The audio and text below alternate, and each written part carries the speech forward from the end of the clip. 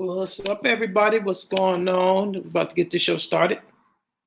I don't see the Facebook. Hold on one second. Let's get this up on Facebook.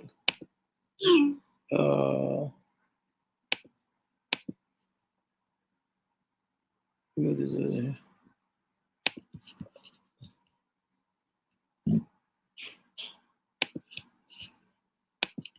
Okay. Let me see. Let me see.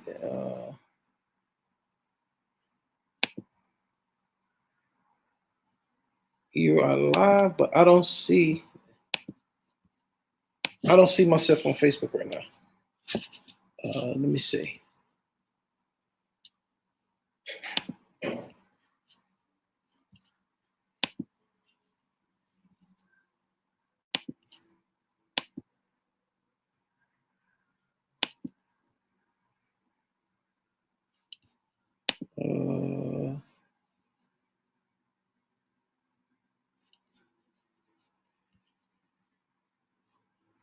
Public.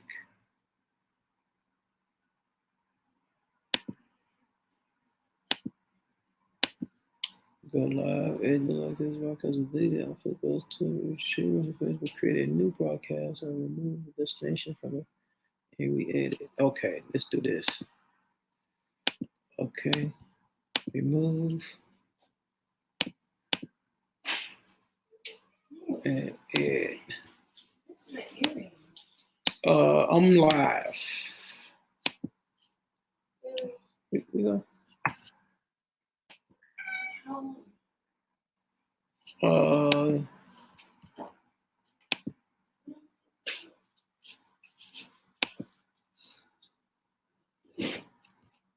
Continue.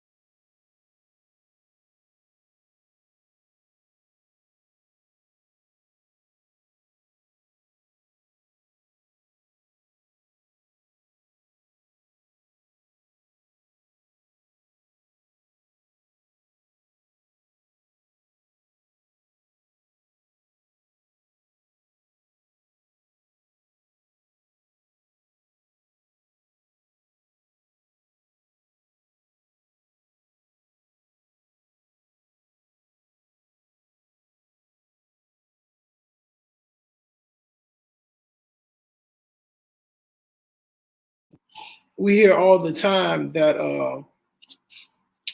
now people will say they're doing things, they're having events, they have CDs drop, they have movies drop, and friends just don't, people feel like their friends are not giving them the support that they need. So we hear all the time that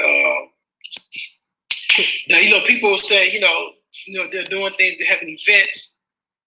Okay, so can you all hear me now? Hopefully you all can hear me now.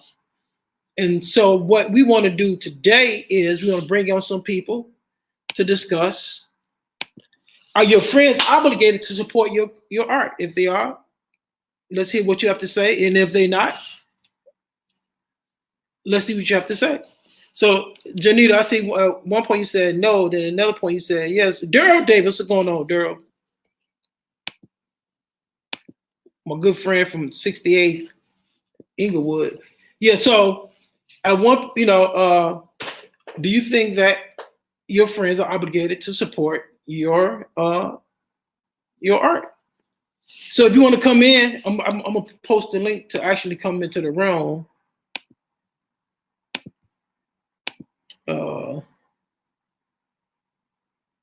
Okay, yes, you can hear me. No, okay, all right. Thank you, Janita.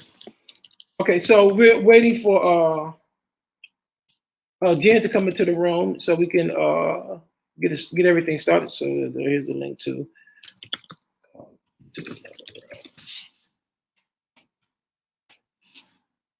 So here's the link if you need to come into the room. So if not, then definitely read your comment out. Are your friends obligated to support what you're doing? So Janita said no. Daryl Davis said, was that a yes to you can hear me or yes to no, they're not obligated to support what we're doing? Brittany, what's going on, Brittany? What's up, Robert?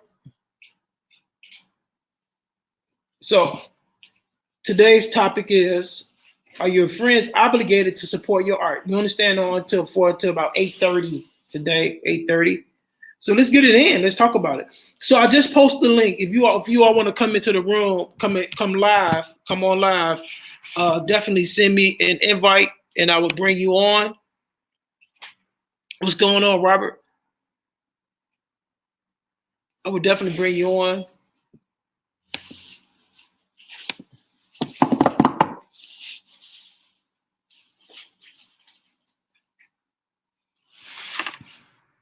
So,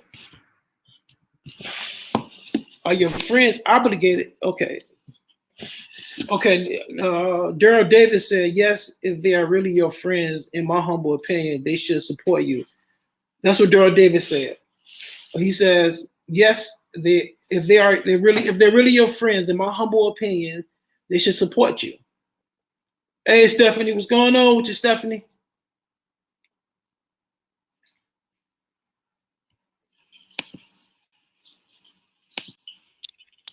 What's going on, William? Hey, what's going on, boss man? How you doing? I'm doing good. How's everything? Great. So let me ask you, do you think your friends should support you, yes or no? I say no. Okay. The reason why I say that is because your mom is not obligated to support you. Nobody is. And she had you at birth. All she did is gave you life. However, should they support you? Yes, they should support you. I wouldn't say with everything, but I do believe in some things. Some things that they should support it, and whatever they believe they should support, whether it's good or bad. Okay, so why do you think? Why do you say that they should not support you? You said why? Yeah, why? What's the reason? Like I said, it just depends on what they think. What they think they're supported. Like it depends on like the situation. Maybe like for example, like let's say if I got a play going on, and my tickets are $30, and you might not be able to afford that. But what you can do as a friend to support me, you can share my post or tell somebody else, or even give $15. So you think so basically what you're saying is that they should support you. You said what? So what you're saying is that your friends should support you. They should support you, but they're not obligated to. Okay. Yeah. So what's the difference? Obligated meaning like it has like you're restricted, like you have to. Right. Versus but as a friend, when you have the title friend, you really should, support with like I don't know how to put it together, but like some way basically. If not everything, some kind of way support, some kind. Right, yeah. So what do you think, Janita? You said no. Well, it's so first of all, how you doing? I'm doing awesome. How are you doing? I'm doing great. I'm doing great. Well, so I don't think so. I just made a post about this actually. It's so funny that you're asking this. And so, Mark, you know that I host a TV show with the Nation of Islam. It's called Do the Math. Yes. My friends have not supported it in terms. The majority of them have not come to my show. They don't reshare it. And at first, the first year, I was really offended. But what came from that is I understand now it taught me something about business, right? So a lot of the times, our friends aren't our target audience, and so what you want is your target audience. You want to identify who's your target audience because for me, my target audience for the show has mostly been people who are like in the Nation of Islam, or they're going to be people who are seeking knowledge, who want to understand Dr. Wesley's research, right? So that's a particular person. And what happens is that your target audience will drive your business, right? They'll drive your artwork. So if you're spending all this time talking about, man, my friends aren't supporting me, it's a distraction because you haven't identified who your target audience is. So if I would have spent another year trying to be like, man, why won't my network come and support me? They should support me. What I'm producing in terms of the show is not something that they want. It's not something that they need. And as a business person, I'm not going to be profitable by trying to force it onto my friends. Instead, identify your target audience because your target audience will do it for you. Yeah. So we had a show with Dr. Akili Muhammad and Riza Islam. That stream has over 1,000 shares for my target audience, not my friends network. And I didn't have to say, oh, share this. I mean, I did, but even if I didn't say that, your target audience will literally do the work for you. Right.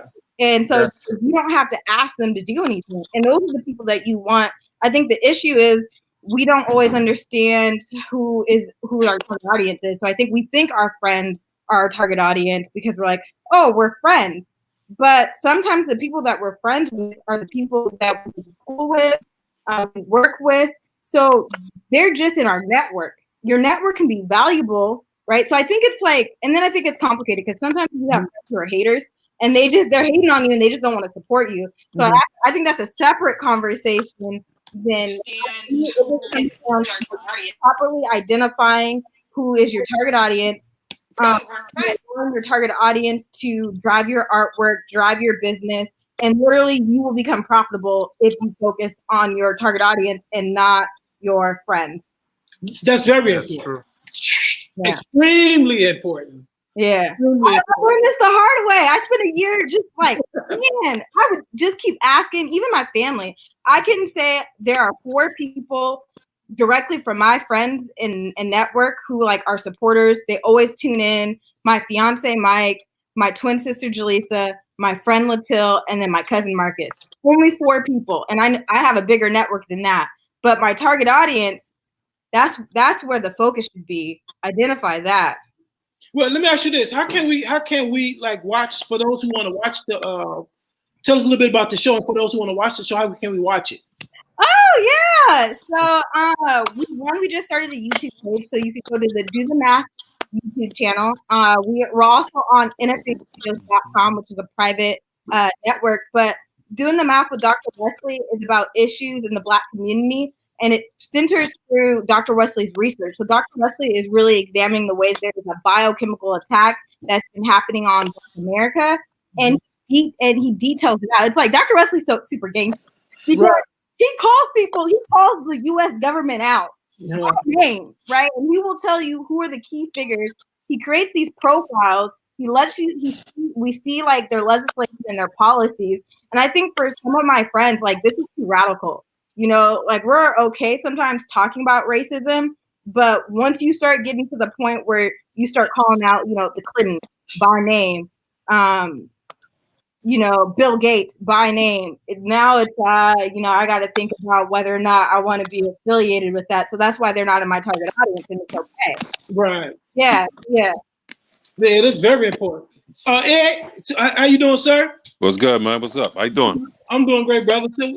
So what do you think? Do you think that our friends should be obligated to support our art? Back in the day, I would have said yes. Now, definitely no. And what the young lady had just said previously, she had just basically hit it on the nail.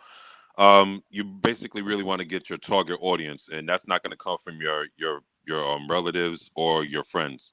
So, I mean, if they show support, it's all good. I mean, it's all love. But I mean, as long as you're not hating on, you know, as long as you're not hating or trying to stop me from eating, then you're pretty much Gucci. It's all good from there. Right. Yeah. So I mean, I agree. I agree with both of you all. So what do you say about that, William?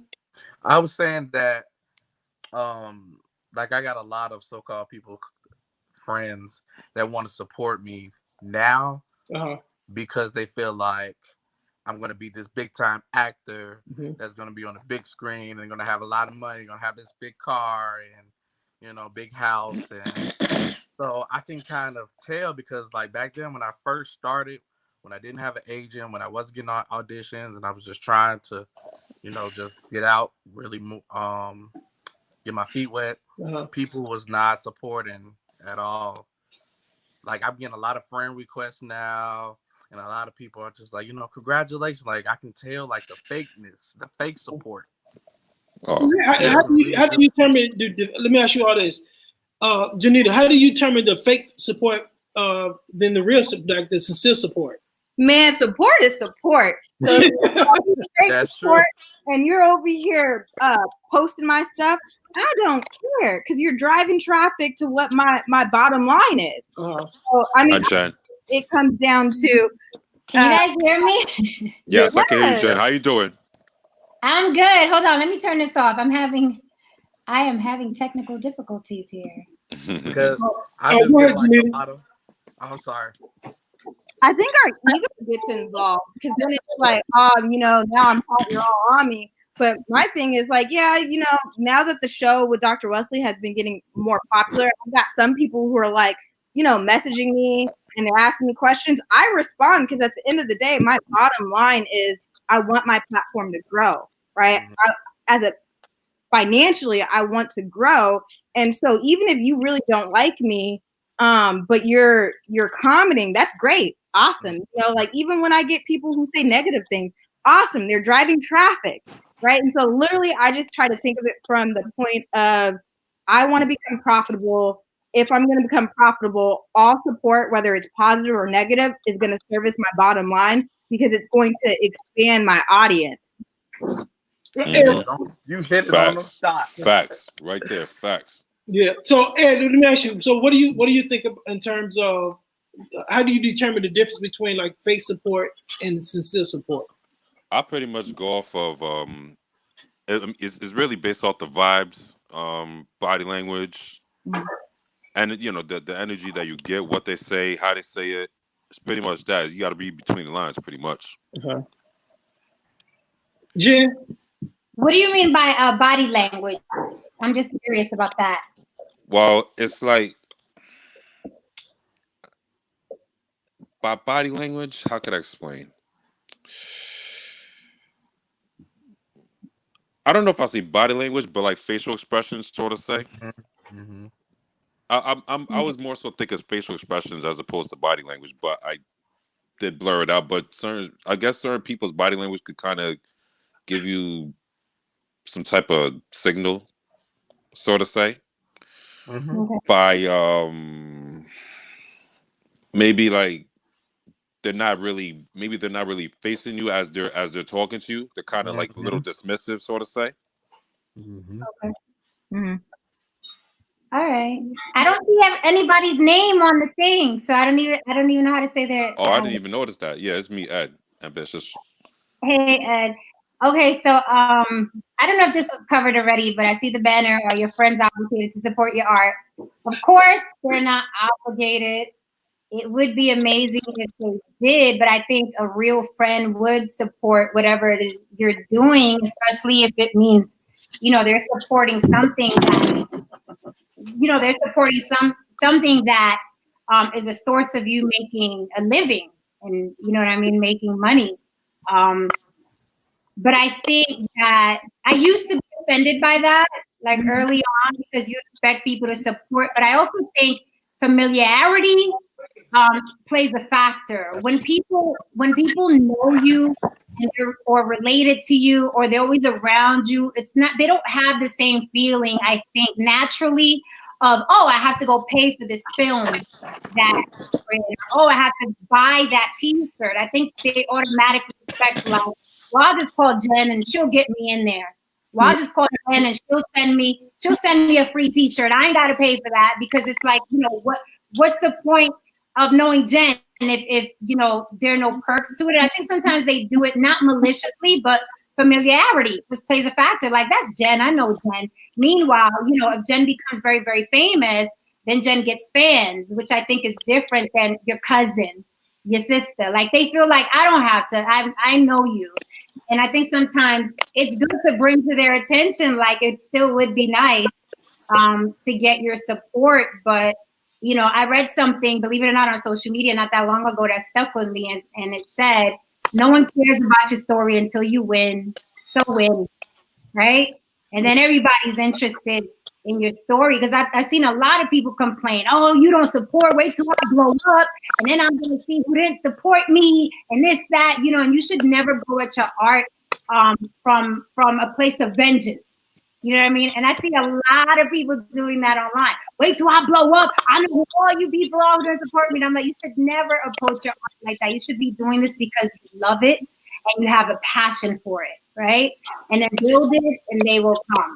That's how I feel about it. It would be nice to get all the support in the world, but I really don't think they grasp it. You know what I mean? Mm-hmm. They know you so well. They know you, so it's like, oh no, yeah. On the contrary, they're talking to their circle, saying, well, I know such and such, and she'll get me in. Don't worry about it. It's the contrary, I think, when people are very, very familiar with you versus someone who doesn't know you, because we've all, I'm sure, have witnessed, we've been supported more by people that didn't know us versus the people in our own house. You know what I mean? I have friends that are like, they share everything I post, you know what I mean? Supportive, they're, you know, but it's like my friends and my family are like, that's just Jen. So I understand it. It doesn't feel good, you know what I mean? Because you're expecting the people closest to you to support you the most. It doesn't feel good, but I'm starting to see that that's just the nature of people. It seems like if they know you, you know what I mean? They know you, and we hook them up. I mean, we hook them up. We're like, you know, I'll get you in or whatever. You said hook up? You hooked them up? Oh yeah, of course. What you mean? What you mean by that? You say hook 'em like up. if I let's say I put out a film and you know, 3 of my friends are coming, I'm automatically thinking, how many seats do I have to comp, because I have to comp, you know, my cousins coming in from blah blah blah, and my mom needs a seat, my sister needs a seat, you know what I mean? So it's like, of course I'm gonna hook them up, and I think that's the nature of people that are close to you, that they're expecting that. They don't realize that it took me hard work, and it would help me if you guys who all have social media would share this. But then when I really, really look at it, I'm like, how many people is my sister gonna reach in comparison to me? How many people is my mother gonna reach? How many people is my mother gonna reach? Like, I'm in this business because I know how to market and reach a lot of people. So it's like, how much can they really, really do for me? When you really sit back and think, like, how can my friends help me out? Most of us, if you're in entertainment, we all have, you know, triple, quadruple the friends and followers that our friends have. See, I'm conflicted. I agree with you, but the only part I'm conflicted about is this idea that, like, our friends want to be comped, right? Because I think it depends, right? I'm the type of friend that if my friend has a business or a product, I'm going to financially support it because our dollars vote something into existence. So if you're coming at me and you're saying, I want to support you, but I need you to give me the hookup, I don't need that moral support. You know, it's not even that I'm trying to be like rude. At the end of the day, how I see it is, it's always about the bottom line. You know, we're all trying to be profitable. And the only way our art is going to survive is if we're profitable. And I know for a fact, my friends, you're going to the movie theaters and you're paying the full price. You go to Walmart and you pay the full price. So you vote all of those businesses into existence. But now you want to just tell me you're supporting me with just moral support? That's where I'm like, I'm low-key kind of conflicted on that, because I'm like, just watch online then. It's free. I don't need you to come back to the space. You're absolutely correct. You are absolutely right in your feeling. I, for one, have friends that are singers, that are rappers, that are poets, and I always pay. Right? I never go with the expectation of, oh, I'm gonna get the hookup, because I know how hard it is to as put you those should. Yeah. You know what I mean? So when my friends are like, oh, hey, I'm singing down and blah, blah, and I do it out here a lot in Vegas, I support with my money, because I know as an artist that is how they pay their bills. So it's natural for me. We understand each other's plight. But I think people that are around us and don't understand that this is entrepreneurship. This isn't a hobby. It's 24 hours. We're constantly writing. We're constantly creating. We lose sleep over this. They don't understand what goes into it. They're just waiting for I heard she knows such and such, and she's going to get. Right. Right. Let me ask you a question. So if your friends are always looking for comp tickets, do you find yourself trying to distance yourself from them? Yeah, if they're the type that once it starts looking like freeloader, then yeah, you got to cut ties. You know what I mean? Because I just can't afford to have you as a friend. You know what I mean? I would cut ties. That's like a liability. What about you, Ed? Me personally, for the most part, I'm gonna say yeah. Like it really depends on everybody. Everyone's different, so. But for the most part, I'm gonna just throw them to the curve and move on. Right. Yeah. Was somebody always wanted something for free? Oh no! Like the freeloaders, nah. Yeah. You got to go. Jen? And no, I answered that. I said, yeah, I would cut ties. Another thing is that people don't realize, and I hope, family of artists are watching, they don't realize how much pressure it is on us. The very, very, very first film I ever did, I literally had my sister, my mother, my uncle, and his wife on set. And they were continuously asking me, hey, I wanted to get something from craft services, and, they didn't let me. So can you go over there and tell them that we're with you? It's very distracting. You know what I mean? To try and take care of so many people while we're climbing, we're building. It's distracting. But it's like, you feel, if anything, we feel obligated. Because I felt obligated to make sure they were good on set and to take care of them. And I got my sister in the film and, but that's me. A lot of people don't realize, again, the work that goes into this. Yeah. They think it's easy. But I'm sorry. So I also have an online store, right? And my parents buy for me. I charge them full price. And some people were like, I can't believe you charge your parents full price. And I'm like, well, again, it's always about the bottom line. It's not that I'm focused on money. I'm focused on building wealth, right? Because like my goal is to have time freedom, financial freedom, and healthy relationships. And so what I told my parents is, when you buy from me at full price, you vote my business into existence. But not only that, like, who's going to financially take care of you? Me. There you go. There you go. Pour into my business at the full price. You're actually financially empowering me to give you everything that you say that you want. Because I'm still in the age of like my prime years of working and going out there and making a lot of money. So it's just like, if you're gonna go and vote another business into existence, why not vote me? Because I got your back. So I mean, but I do have friends who also have the store, and they're like, I would never charge my parents, and I'm like, man, see how I grew up? I'm not trying to struggle no more. So I let them know what my mindset is, and they rock with it. But at first, it took my parents a moment until I broke it down, and I'm like, your investment is directly going to come back to you. Yeah, I think right there. amazing. My daughter has a large presence online, and on Instagram specifically, and companies start paying her to post things. I paid my daughter to post something for me, so I totally can relate. And she was like, "Mom, you don't have to blame me." I was like, "This is how you make your bread." You know what I mean? I appreciate it, and I will pay you to post X, Y, and Z. And it's like that. You have to teach them early, like, you know what I mean? If this is your chosen profession, and you're not going to do corporate, and you're not going to be 9 to 5, then I'm going to pay you for a service, and you have to get used to thinking that way. So yeah. I totally understand. You got to keep that money circulating. That's what the Jews do, and some of the other groups. You ain't lying. That is what the Jews do. They do. Yeah. Because they're very financially literate. They're very financially literate. Excuse me. Let me just be clear. But yeah, that's what they do, and we need to start doing that as well. I got a question. So, can your supporters be your friends also? I don't see why not. Is there a difference?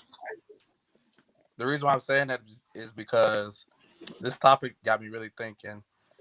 Like, now that I think about it, I can't support like all my friends now that I think about it, because I got friends that are, have their own clothing lines, that are stylists, that are photographers. So many That's a people, good point. and it's hard to, that's a lot of money to spend. Mm-hmm.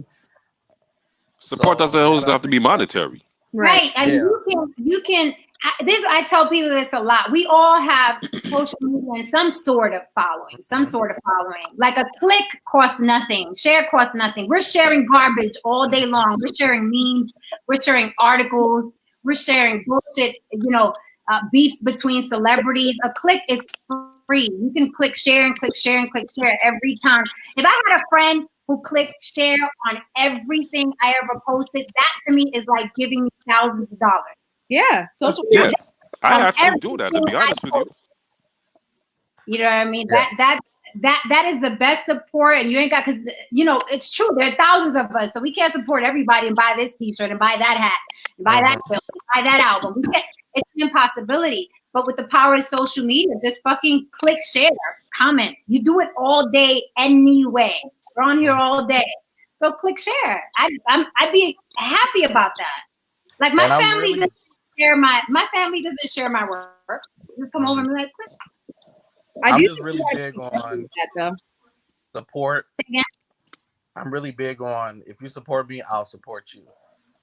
I'm really big on that, because I'm not going to constantly support you, go to your shows and share your work if you don't do mine. Then after that, I'm cutting you off, really. And I think that's conditional though, right? Because it's like, See, I'm not like that. Is that you, Jen? Sorry, I was like, I think support shouldn't be like that. I mean, if someone's supporting me with the expectation that I support them back and I genuinely don't like their product or have a need for their product or services, then you're just setting yourself up to have resentment. And I think it takes you away from perfecting and finding the right people. I think it always goes back to the right people. Who's your target audience? If you properly identify your target audience, you will go viral. Your business will succeed. You're going to get the right support. But if you're looking at it like, man, I'm only going to call you if you call me, it's just kind of like, I think of it like a baby. Like my twin sister has a 2-year-old, right? And, nothing for her. You know what I'm saying? Like Lisa has to provide all the support, and then Eden might do it later on. And I look at it like that, where like not all of your relationships are gonna be where you are gonna be the main supporter.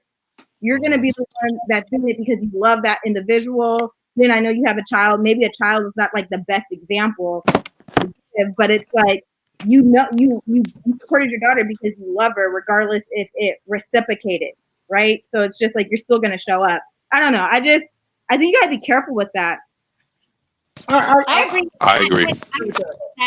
It is a form of it is conditional, and it is a form. You have to be careful with that because it can plant the seed of resentment. And I look at it this way, because sometimes I'm like, all right, I'm not going to support you if you support me, or I'm not. But when you think about it, I've shared. I love Rihanna, right? I love Rihanna, and she doesn't know me. I don't know her. She hasn't done jack shit for me ever.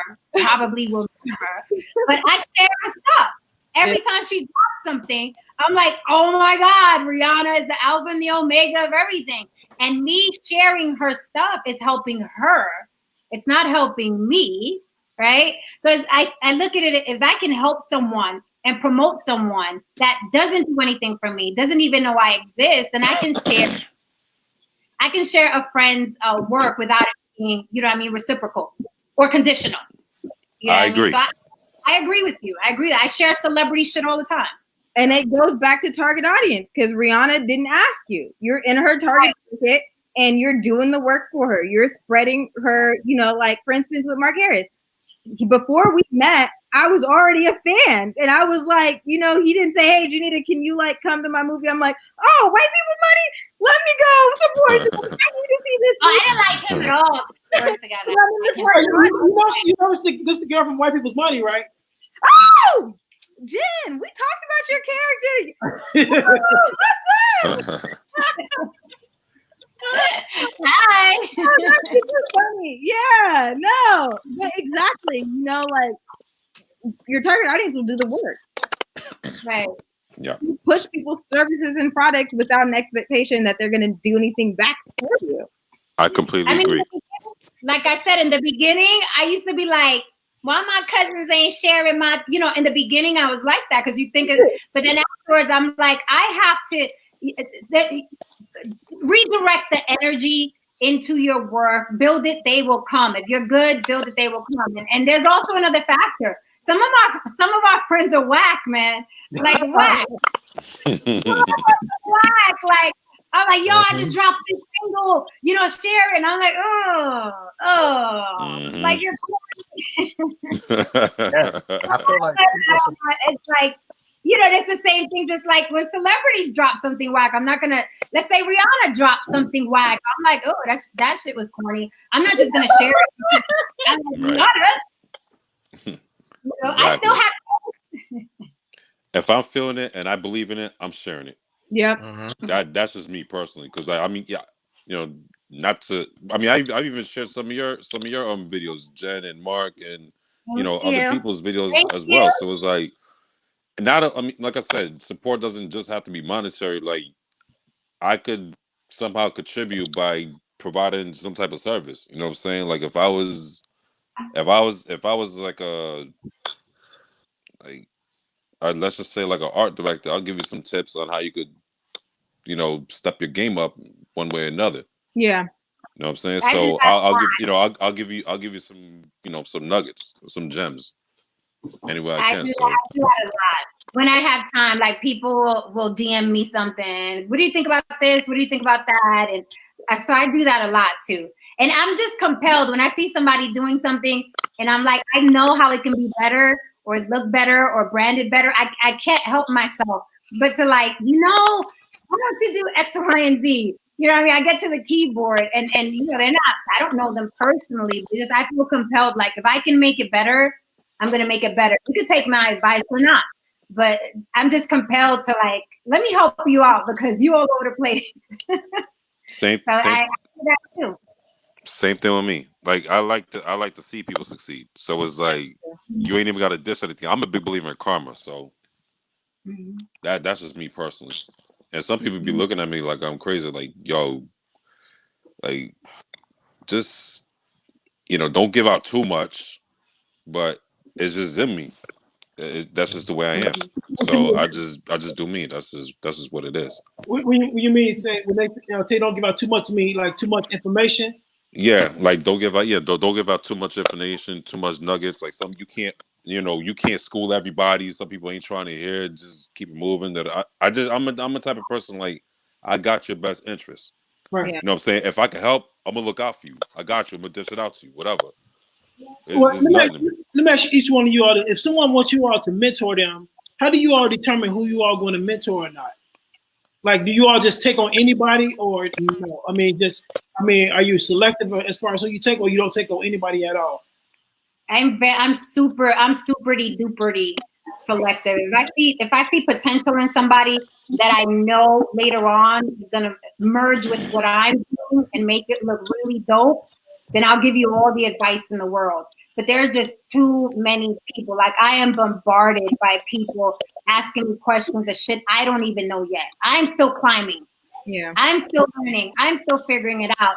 And I think people see you have a little bit of success and then they want to run and then get as much information out of you as they can. That's why I have to commend Mark Harris. He teaches classes on these videos. And I've told 2 of my friends, stop asking me questions, follow Mark Harris. He is dropping gems daily. He is interviewing experts daily. He is interviewing people that have experience. Like I don't have the time and I don't have the knowledge. And do those people follow Mark Harris? Are they on his page? So it's kind of like, do you really want this as bad as I do? Because I follow Mark Harris because I know he's going to drop gems. And I'm taking notes. You know what I mean? And some of the people he has on are also dropping gems. So it's like, I hate people wasting my time. If I give you a resource and it is there and you don't have to pay for it, then fucking take it. If not, I can't help you. That annoys me. So short answer is I don't take on everybody. If I see them really hungry You know what I mean? Like then it's definitely like, okay, let's work together. Because everybody and their mama, how many times have we been told, oh, let's collab? And I'm like, okay, what do you got? What do you got? What are you doing? Right. Well, I wanted you to look at some of my stuff and tell me how to. Yeah, I don't do that. I don't. I'm not raising babies. I raised one. I'm good. I've done that in the past where I would at first just accept anybody. And what I found is that I have to understand someone's mindset. You know, what are their expectations of me? What are they hoping that I could deliver? What am I seeking back in from this mentee-mentor relationship, right? Because it's like sometimes people are lazy and they want success like this. And I'm like, when I think of do the math is like right now starting to take off. We have Patreons. Like we actually have Patreons now. But this is going on like second 2.5 years, right? So I have to understand the person's mindset. Are they realistic with their expectations? Also, what is their need? Because sometimes people's emotional needs might be more than what I can deliver. Absolutely. And I have to be careful about how much I let you in because you could be very needy and it's like you might need a therapist. And I keep it's true, you know. I've just had situations where it's just like I need to direct mental health services right now because this is actually impacting the work that we could do together because now you're replacing this relationship to fit all areas of your life. And then it's detrimental. Now I'm bringing it into my home, into my relationship, and now I'm not focusing on my craft. So I really think just mindset, but I'm definitely open though, just because without other people pouring into me, there would be no way that I would have gotten to the positions that I've gotten into. But also too, like similar to Jen, I know a lot of people want to be actors, right? And I'm like, hey, if I were you, I would go check out this guy named Mark Harris. I send them your page and then I'll follow up. I'm like, hey, have you been following him? What'd you learn? Because I've been tuning in. I didn't see you. And like, oh, I don't have time. And I'm like, listen, I don't want to be an actor. And I know who he is. If I was in your shoes, this is the time during quarantine to like comments and learn information. And so that lets me know right now, like when you're telling me about your dreams, it's what's the point of directing you to resources, like Jen said, that you're actually just not, you just want to talk, you're not about the doing. So like it's just a waste of my energy to be like, oh yeah. They're like, can I tell him that I know you? No. Don't do that. I'm not supported that you never see me drinking water with the Dasani label because I'm not endorsing them until they check. Tune in. Tune in. What about you, William? Well, with me, lately I've been getting a lot of like DMs and because I grew up in Inglewood and a lot of guys they look up to me. Oh, you're from Inglewood? Yeah, and grew up Inglewood, Bronzeville, Hyde Park, all three. Cool. And so I would get like a lot of DMs lately from teenage guys that's, you know, they in school, but they not really like they try to go towards like the streets or they in the streets really. Yeah. And they ask me about, you know, acting and stuff like that. And I give them the platform. I tell them exactly what they need to do, like classes, for instance. And one guy was telling me like classes, man, I don't need no classes. It should be easy. It should just come to your mind. And I'm like, no, man, you spend Jordans, you buying weed. On some macho shit, right? Yeah. Buy those classes. He was like $300. I'm like, man, you spend that on Jordans on Saturdays. Damn. You know, if this is something that you really want to do, then you're going to do it. If not, then you're wasting my time, just like y'all said. Word up. You're just not doing things that I tell you, then I don't really want to, you know, tell you nothing else. People be like, tell me how to be an actor. And I'm like, I don't know. I'm still figuring it out. Exactly. I'm still figuring it out. I don't know. What about I'm like, resources, like. Then after you want to read some of the comments? For me personally. Yeah, go ahead, read the comments. Okay. Hey, Sarah. Okay, Stephanie Hart says, when you evolve, you know the meaning of where you put your energy. Robert France says, no, they're not obligated, but you surround yourself with those that support your dreams. Anything outside of this, why are they there? Mary Galloway says, nope, they should, but they aren't obligated to. Tarika Clinton says, no, it is expected and wanted, but they aren't obligated. And I don't think you should get upset when they aren't your biggest cheerleader. Should they show some support, of course, but a lot of our friends, like family, don't share or see the vision like you do. Not only that, your friends aren't your niche market. They might be part of it, but they aren't the only people to buy your products.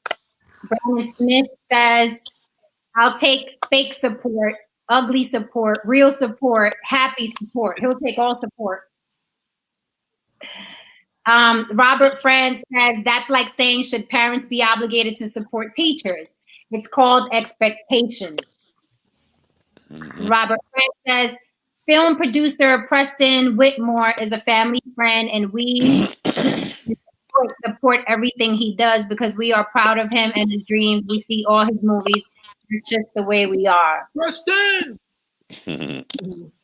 Robert Franz says, I feel that people tend to have low expectations of friendships. That's true. I feel like people support who they want to support. I don't have low expectations of friendships. People support who they want to support. Less expectations, less disappointments. Yeah. And that's something I constantly remind myself. Pimon, what is it?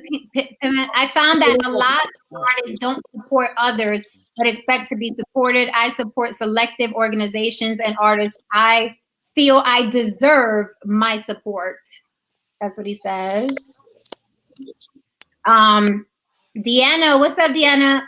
But is this the idea of conditional? Hit harder when it's someone close to you? Let's face it, some people not really close to family and friends, in other words. Does it hurt more when someone close to you doesn't support you? Yes, it does hurt more. Really? It can. Mm-hmm. I Yeah. don't be. I Because don't. it's like, Uh, because it's like you're there through everything else but what I'm really, really, really passionate about or doing. So it's like if I need, a shoulder to cry on or somebody to tell, what's going on. Well, it goes back to what you said earlier. I forgot your name. Janita? Yeah. Or Jen? You should separate. Like I have active friends and I have friends that I go out with, party. And then, there's your school friends and your associates and your family, so it's all in different categories. So whenever I really have something dealing with like acting, really, I go to my acting friends and tell them, watch this, do this first. They're the ones that are going to support more than my family and my regular friends. Yeah. That's a good point. That's an excellent point, because I find when I can talk shop all day to a fellow actor, performer, my eyes will light up, my heart's pounding. I'm like, did you see that scene? Did you see how he said that line? And they'll understand me. They'll feel what I'm saying. But usually, people that work 9 to 5 and plan on retiring, cashing in that 401k, and then dying somewhere, they cannot relate to dreamers. And I mean, they can be supportive, but they can't relate to the fire that burns in us. They can't relate. So half the time, they don't even understand what you're talking about. They're like, dreams, you better get a job. It's a foreign language to them. You know what I mean? I don't, it's like speaking, Chinese to someone that speaks French. You better go pay these bills. I don't know if and even when they're being nice and they're not that blatant about, girl, you still tasting this? They just don't get it. We are wired so differently. So it's like, if you want that support, stay with, like you said, call up an actor friend, because your actor friend is going to know what you're talking about and what you're going through. Your mom and them is like, who's going to pay your rent this week? You know what I'm saying? Yeah. And I also, for me, so I think the nature of Do the Math is just, it's a social disruption, right? Because we're looking at research, we're looking at science, we're looking at politics, we're looking at religion. And so in the beginning, I had family members and close friends tell me that, like, I was basically committing suicide. And that I wouldn't be able to use this reel. I was like, but I'm going to be a political analyst. I'm going to continue, you know. And I would cry because people would be like, your show's racist. So, you know, I've had people say, oh, you're anti-Semitic, you're homophobic. And I'm like, what are you talking about? Like, you haven't watched the show. And it would hurt so deeply because these were the closest people to me in the beginning, right? So it was like that they were unsupportive and they couldn't understand the division. I'm like, I have the right to review this research, right? Like, if you're really committed to having solutions about what's happening in this nation, then all conversations should be had with professionals. I'm facilitating these conversations. So I think that's why it hurt the most, just because it was just like, they're like, you quit your field to do this. I'm like, man, I'm so energized. I'm so excited about it, but it was really hard. You know, like, I lost friends, and I lost support, and I even stopped talking to certain family members, you know, and now things are turning and people were like, oh my gosh, you had so cool on this show. Your show's so popular. And I still remember some of what they said in the beginning of how I wasn't going to be successful at this, how really a lot of it had to do with, like, people were very concerned what white America was going to say. And that's just the honest truth. They were more so concerned with what my white friends would think or what my white supporters would think. And I mean, I was concerned too, but then I was just like you said, I had a vision. I'm like, man, Tommy Lauren, Candace Owens, like, they do their own thing. And I'm not even giving my ideas. I'm just reviewing his. Exactly. Let me ask you this. What did they mean when they said you're going to commit suicide? They said no one's going to want to work with me. I literally had someone tell me that, like, my show was worse than slavery. And that if I continued, nothing was going to come from it.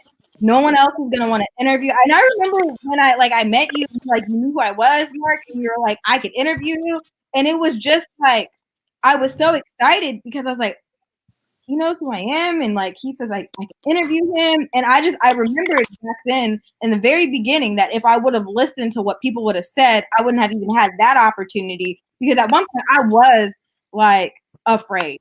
Just because of the nature of the show and, like, the things that Dr. Wesley and I talk about. I mean, we're literally calling out world leaders and discussing it for people to tune in, and it gets shared, and my likeness is everywhere. And I've had situations working. One of my bosses asked me about my show and was just like, Janita, you know, I just feel uncomfortable because, you know, I'm a white woman and, like, you're on this show and he says things about white people. What are your thoughts? I'm like, I just want to work. Like, I don't want to go into this and there just because, like, you know, the power dynamic's not equal, you know. But yeah, no, it was, you know, no one could see the vision. And still, right now, a lot of people can't see my vision, but I can see it. Mm-hmm. Jay? It's the man.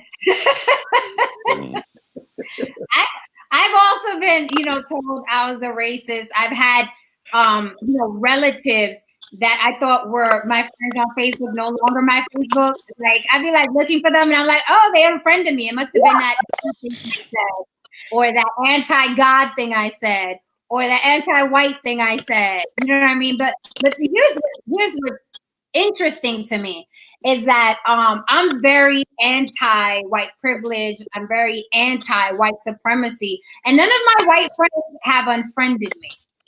So it's very, that doesn't very surprise me. Yeah, it's very, very interesting that some of my relatives have unfriended me for my opinions, and I go hardest on white privilege and white people, and they're still there. All my friends, I make fun of them all the time. Like, yeah, I have those, you know, 3-4 white friends, but I love your take, Janita, because it's like when you bring up somebody like Tommy Lahren or who's the dude that just died, the fat one? I forgot his name. The one that was super, super racist on his show. I forgot his name. I don't think he died. Yeah. Is he died? Is he dead? No, he's not dead. Well, he's dead to me. Okay, so Rush Limbaugh, you know, Rush Limbaugh, Tommy Lahren, they're so blatant And I love that now things are changing, and people like you, and people like me. Now we're doing our own, Tommy Lahren shit. And either people are going to support it or not, but build it and they will come, because I have a lot of followers that are like, yo, I'm glad you said that. Somebody had to say that. And it's just a matter of doing it, because, the God of this country, let's be clear, is green. And I don't care how white a person is. If you have 50 million followers and they feel like you could sell Pepsi, you're going to get the call. They don't give a damn that you don't like them. You're going to get the call. You're going to get the call. So, and that's how I look at it now. It's like, say what you mean and mean what you say. But yeah, there is a lot of opposition from people closest to you. But not say that. You're going to get, white people aren't going to want to, talk, work with you, and they run everything. But we have to keep pushing and make it the norm. It's just not the norm now. The norm now is the Rush Limbaugh and the Tommy Lahren. That's the norm. The norm is, Trump. But we have to be the norm. Our opinions have to be the norm. And it doesn't look, long as I'm not burning a cross on your lawn, you know what I mean? I can say whatever the fuck I want to say about you. And that's how I see it. You know what I mean? I can say whatever I want to say. I'm not causing you any physical harm. You know what I mean? I'm not burning a cross on your lawn, but I'm going to say what it is I want to say. And I'm going to back it up with tangible evidence. I'm not just, talking shit to talk shit like Tommy Lahren does. So we have to stay in it. I've had, a white who identified himself as a white person write the station that I was working for.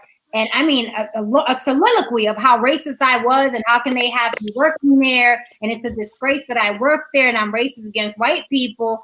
Luckily for me, the station was Black owned and they laughed it off. They gave me the letter. They was like, Jen, we got this letter about your last comments saying that you're a racist, because I called myself a racist. And they were like, see, she admits it, she's a racist. And I'm like, but I never denied it. What are we talking about here? Like, people get this stigma on the word racist. Like, it's a word that defines a certain point of view. It's not a curse word. Yes, it is. What is your definition of a racist?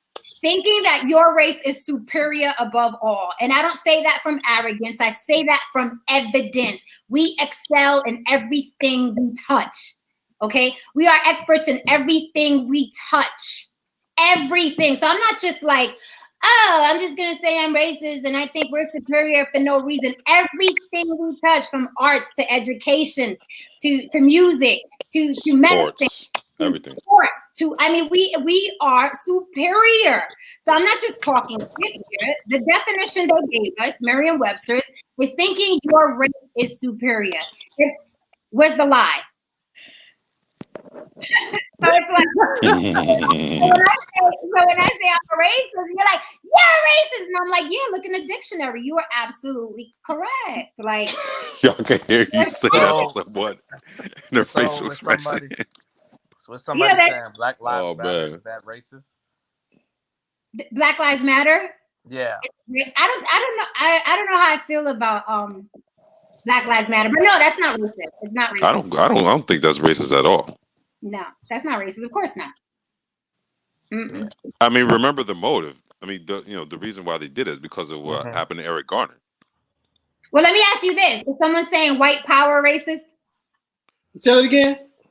Is someone saying white power? Is that racist? Well, it depends on the motive. Absolutely, because I have no problem with white people loving themselves. I have no power. Long as their white power don't try to affect my black power. Right. Well, that's okay. Then that's exactly how I feel about me saying, I'm a racist, or it's like it's not hurting you. If I call out something that white people did, collectively, or white people did, you know what I mean, when they dragged us from Africa, or white people did, at the job, or sterilizing women or whatever, it's like that. How am I a racist if I'm pointing out tangible things that actually happened? Okay, we have one more minute, and so I'm gonna. Well, then again, there's a thin line between racism and self-preservation, like in the example that you gave about, helping out, like I guess like the Black Lives Matter, or all right, self-preservation. When I'm saying that, I'm thinking of like, building generational wealth for us Black people, or or Latinos or whatever race or ethnic background that you fall under. That's self-preservation to me. Well, at least that's how I see it. But if like another race, let's say another white person happens to see me trying to create some generational wealth, they might try to create some type of propaganda saying that I'm racist, I'm only looking out for black people and stuff like that. But like I said, my motive is, huh? We can't be concerned about what they think at all. No, I'm not. That's the thing. I'm not. And they can say that about me, and they're not. See, here's the thing: we just have to keep it real. I think people of color are so used to being mousy about their intentions and their work. We're used to like, oh no, don't you cause no trouble, right? A whole lot of them. We do that a lot, but let's keep it 100% real, and it's going to be respected across the board if it adds. You know what I mean? If it makes dollars and cents, right? You can point to racist and say, I only look out for people of color, because that is what I'm going to do. That is going to be my priority. People of color first, all right? They do it unapologetically. So we must do it unapologetically, and we have to say what we're doing and why we're doing it. Stop whispering in those hallways. Stop whispering, mi gente. Self-preservation over approval from others. Hey, I want to read this comment before we go. Go ahead. I'm about to I'll just log William and Oh, I'm bigger now. Okay. Okay, let's see. Charles Farmer said, driven. Oh, I didn't even say bye to guys. Bye, guys. Okay, Charles. Can I say something before you go? Before you do that, I just want to give a couple of shout outs. Can I give your shout outs? Give your shout outs. Let me give a couple of shout outs. Okay, I want to give a shout out to Stephanie Hart of Brown Sugar Bakery. Make sure you all. I mean, I know she's closed now because I was going to try and go get some cupcakes from her, but she's closed now. But when all of this Corona is open, when we know that she's open back up, go support Brown Sugar Bakery, the best cupcakes you're going to ever find. Brett, huh? Is she in Chicago? In Chicago, yeah, she's in Chicago. Oh, so I may change my script and name her bakery instead of the other bakery I made up. Okay. Yeah, she has a great bakery, great. Shabita Carter. Stephanie, Malcolm Banks. I see Malcolm, man. Thank you, Ed, for coming on. Truly appreciate it. Thank you, William, for coming on. Brett, I see Brett gave a like to us. Brett Dismute, please support Urban Movie Channel. Checking us out. Okay, I'm sorry. Go ahead. Okay, so Charles Farmer said, driven people occasionally don't require an abundance of support when creating art. I agree. They have a team that shares that passion, but drive and determination with tunnel vision normally keeps you secluded mentally and sometimes physically. So that support is often unknown until the art is complete. And once complete, it's complete. I do agree with that. Like when you are driven and you have tunnel vision, you really don't have time to stop and be like, who's supporting me? Who's not supporting me? You don't have time at all, yeah. Right. So I completely agree with that. I think that's how we should all be. P.F. Floyd says, narrow-minded people will always find a way to continue mental subjugation where forward thinkers are concerned. Amaru Lewis says, nope, go out and find your audience. You will be disappointed by your friends and family. Malcolm Banks from the wings hiding behind the curtain said, you can't expect people who got their life shit happening to be all in on you. You got to remember we are entertainers. If they like what you're doing, they will support you. What does support mean to you? I totally agree. You know what I mean? And everybody's not going to dig you. And that includes your cousins and your friends and stuff like that. Build it and they will come. Stop complaining about not getting support. Stand true in your truth and talk out loud. Stop whispering about these white people. Stop whispering because they're not whispering. Yeah. Oh, I'm a racist. I said, yeah, I'm a racist. What of it? So, I mean, in the true definition, I mean, we all should be racist in the true definition. you know, because you know you definitely want to, you know, look out for your people first. There's nothing wrong with that at all. Like the situation with like my father in terms of support, like what my father used to do, and he's in, he would never come to the screens or anything like that. Well, this is before I was doing screen. I was just selling DVDs, but he would always buy a bunch of DVDs. Really? Huh? Mm-hmm. I said, really? Yeah, he would buy a bunch of DVDs. He would give them away, you know. But I would have complaints from my family that I would never like invite them out to the different screenings and stuff like that. And I just never actually, you know, just, you know, look for the support of my family and friends. And they were, how come you don't invite us out? I'm like, you know, I used to hit them streets. But anyway, your Jen on the block. When are we back up? On the Block with Jen will be back up tomorrow because Facebook blocked me because I said crackers. They blocked me for 3 days. So there you go. You already talked about yesterday, right? You have to stop using that racist language so you can stop getting blocked. Listen. I'm the Puerto Rican Tommy Lahren. I'm coming after everybody. Right. So I got my On the Block because StreamYard is connected to my Facebook. I'm jailed for like 24 hours or something because I said them crackers. So I'm jailed. So I'll be back on mañana on the Block with Jen. So y'all better be there. Okay. So how can we people tune in? Please follow. So let me ask you this. How can we your YouTube? Just go to my page right now. I posted the link for my YouTube page. That is where you should be following me. Yeah. Listen, you all. We want to drive all that traffic. Go to Jen's page right now and subscribe to her YouTube page, On the Block with Jen. Y'all gotta go there because Facebook is gonna keep jailing me because I'm not gonna stop saying crackers. Go to her YouTube right now and On the Block with Jen. It'll take you a couple seconds. The link is on my page right now. If you go to my page right now, the link is there. Please subscribe to that. So when everything else fails, y'all can still see me on Facebook, but I'm on YouTube. And I'm on YouTube too. But I know you guys on YouTube. It is imperative you guys go on YouTube. And not just subscribe to YouTube. If you all can post the link on your page, that would be great. And why don't you do an event?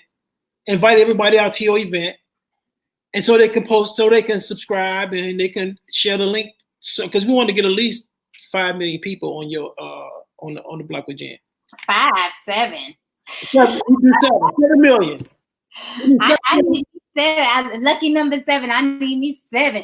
No, but seriously, guys, go to my page right now. The YouTube link is there. Subscribe to it and hit the bell so you know when I'm on, because I can't tell you how many times people are telling me, oh, I missed it. Oh, I missed it. I missed it. If you hit the bell, subscribe, and then hit the bell, you'll get notified, and then you can interact with me live. Right. Otherwise, it's going to be a past show. And check out the shows that are there now. They're really, really dope. I interviewed Ida Rodriguez and Laz Alonso about colorism in the Latin community. What was the other one? The word nigga, who can use it, who can't. Like, there's some really good shows on there now. So, I'm going to bring you the badassery. What's the one last night? You did one last night, right? Yes. What was the name of it? What was it? What did I do last night? I can't remember. Yeah. Just go to the page. Go subscribe to the YouTube link. And also definitely give a shout out to Janita Harris, my sister Janita Harris. Not my biological sister, but she's my sister, Janita Harris. Definitely follow her as well. We did a show on that too. You see what? We did a show on that too, how your friends are like your little sisters and your big brothers. Oh yeah. Cool. All right. Anything, any other thing you want to say before we log out? We got like 30 seconds. Yes, please go to my page and subscribe to my YouTube and hit the notification bell. Those are my parting words for today. And On the Block with Jen will be back tomorrow when Facebook lets me up out of jail. And I see you guys tomorrow. I have some really dope. Stephanie said she couldn't find the link. Hold on one second.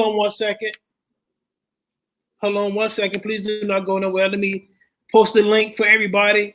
When you go to my page, you gotta scroll down. Okay. When you go to my Okay. I'm about to post the link right now so you all can. Okay. Oh, even better. Can you post it in the comments? That's what I'm about to do. Yay! Sister, chill.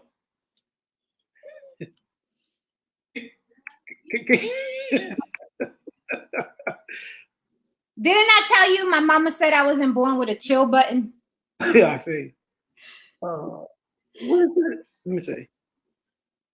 Thank you, Michael Flowers. He said off the hook. Great show, y'all. Oh man, this is gonna be on the block with Jen. It's gonna be the best.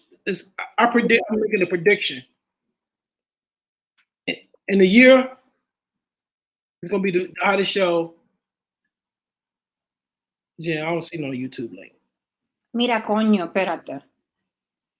I don't speak Spanish. Good. I got it. You sure? Yeah, I got it. You have to go to the Janicia page. I got it. Okay, you got it. Yeah. Ponlo ahí. Ponlo ahí. What would you say? Hurry up? No, I said put it there. Okay. About to. Okay. You put it there? I'm about to do it now. Okay. Okay. I'm about to press the link right now. You all make sure you all go and subscribe right now. Please go ahead and do it. Okay, cool. All right. I'm saying stuff that ain't nobody saying online. So Well, absolutely. Thank you all very much. Thank you. Is that it?